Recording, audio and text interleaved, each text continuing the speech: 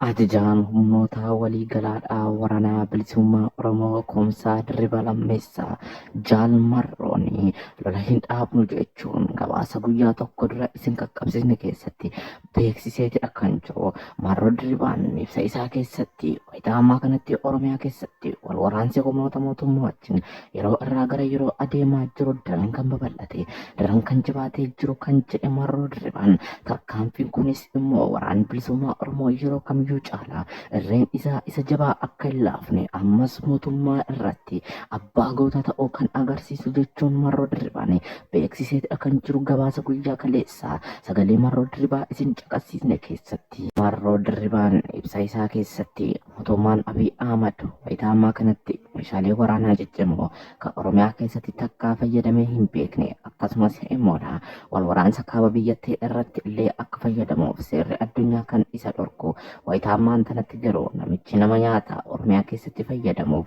yeroo kamiyyuu caala meeshaa waraanaa sana qopheessaa akka jiru kan beeksise Marroo Dirribaan uummati waraana bilisummaa Oromoo garuu meeshaalee waraanaa kanaan miti meeshaa waraanaa barbaachisaa kamiyyuu fuuldura dhaabbate tarkaanfii ofirraa qolachuu akkasumas immoo irree isaa isa jabaa irratti agarsiifachuu ni qaba jedhe Marroo Dirribaan dhimma kana irratti qabxilee ciccimoo 5 irratti Marroo Dirribaan ibsa kan kennee jiru yoo ta'u qabxiin tokkoffaa fi jalqabaa marii marsaa xumuraa Suudaan Kaartuum irratti eegalamee Keeniyaa Naayiroobii irratti goolabamuuf jiru irratti ibsa bal'aa kan kennee jiru Marroo Dirribaan mootummaan kun mootummaa nagaatti amanuu miti mootummaa mariitti amanuu miti mootummaa burjaajii fi humnaan amanuu kan jedhe Marrooni mootummaan wayita dhiibbaan irratti uumamu akkasumas immoo tarkaanfiin keenya wayita irratti cimu namariidha jechuun hawaasa addunyaatiif ol iyyannoo ergata hawaasa addunyaa qofa osoo hin taane immoo kallattii hundumaatiin naa birmadhaa jechuun gaaffii isaa gama hundatti dhiyeessa. Haa ta'uutii garuu wayita boqonnaa argate waraanni bilisummaa Oromoos irree isaa isa jabaa mootummaa irratti fudhachuu battalumnaaffisuu eegaleeni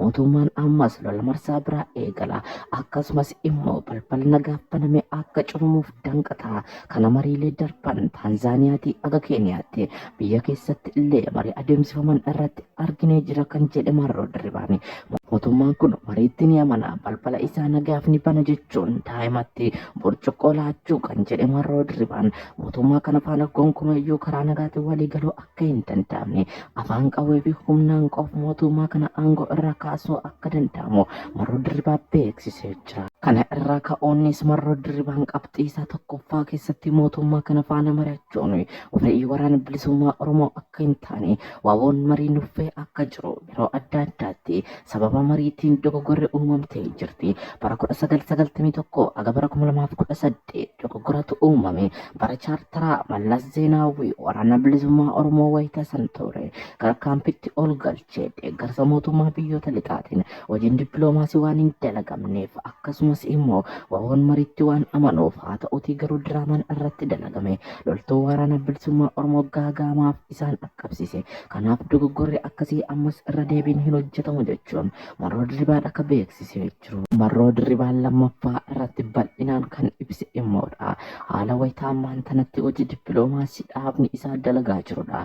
Waraanni bilisummaa Oromoo yeroo kamiyyuu caalaa hojii dippiloomaasii dalagaa jira jedhe Marroo Dirribaan. Hojii dippiloomaasiin kun immoo sadarkaa nama boonsuun dalagamaa kan jiruu fi ammas dalagamuu isaa itti fufa kan jedhee beeksise yoo ta'u kana wajjiniin wal qabatee yeroo kamiyyuu caala tarkaanfii waraanni bilisummaa Oromoo fudhatu biyya keessatti afaan qawween qofa ta'uu hin qabu.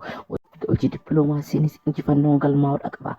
Kanaaf xiyyeeffannee sadarkaa biyyoota ollaa deemuun illee hojii dippiloomaasii hojjechaa jira jedhe kan Marroo Dirribaan dogoggora darban irraa akkasumas dhaabolee akka TPLF kanaan dura dalagaa turan irraa barumsa barachuun barbaachisa kan jedhe Marrooni. Mallas Zeenaawii bara gammoojjii Taanbeeniif daddabiit keessa ture Suudaan deemuun hojii dippiloomaasii dalagaa akka ture kunis wayita aangootti dhufe akka isa fayyade waraanni bilisummaa Oromoo 1991 aga 2018 bara chaartaraatii aga bara jijjiiramaatti fi kan isa dadhabsiise ija hawaasa addunyaa birattis kan shakkiin isa ilaalchise hojii dippiloomaasii dalaguu dhabuu isaati. Kanaaf hojii dippiloomaasii dalagaa jirra sirriidha. Biyyoota ollaa Keeniyaaf Suudaanitti imalee hin jira. Ammas barbaachisaa taanaan nan imala. Hojii dippiloomaasii fi hojiin qabsoo gargar bahuu hin qaban jechuun Marroo Dirribaa gootichi ajajaan humnoota waliigalaadha. Waraana bilisummaa Oromoo ibsa guyyaa kaleessaa kenne keessatti beeksisee jira. Mootummaa ce'umsa biyyoolessaa kanaaf waanan beeku tokko illee hin qabu. Wanti goonus tokko illee hin jiru. Deeggarsi nuti goonus hin jiraatu kan jedhe Marroo Dirribaan. Kanaaf hawaasi Oromoo ammas deeggarsa inni waraana bilisummaa Oromoof taasisu kallattii hundumaatiin jabeessee akka itti fufuu qofa osoo hin taane immoodha. Sochii dinagdeenis ta'ee sochii kallattii hundumaatiin waboof taasisu daran yaa cimsu jechuun beeksisee jedha kan jiru qondaalli kuni.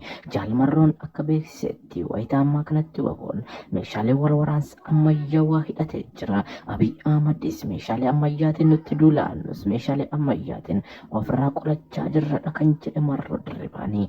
Addatti immoo meeshaalee dishqaa moortaar A60 kan jedhaman kan waraan bilisummaa Oromoo baatii lamdura galchee wayitaa ammaan tan zoonii giddu galeessaa irratti hojiirra oolaa jira kan jedhe Marroo Dirribaan. Addatti immoo magaalaa Shaggar tarkaanfii sulultaa irratti fudhatamaa jiru meeshaa waraanaa kanaan waan ta'eef raafamaa fi gaagamaa caasaa diinaa irrattis dhaqqabsiisaa jirra jechuun beeksisee jira.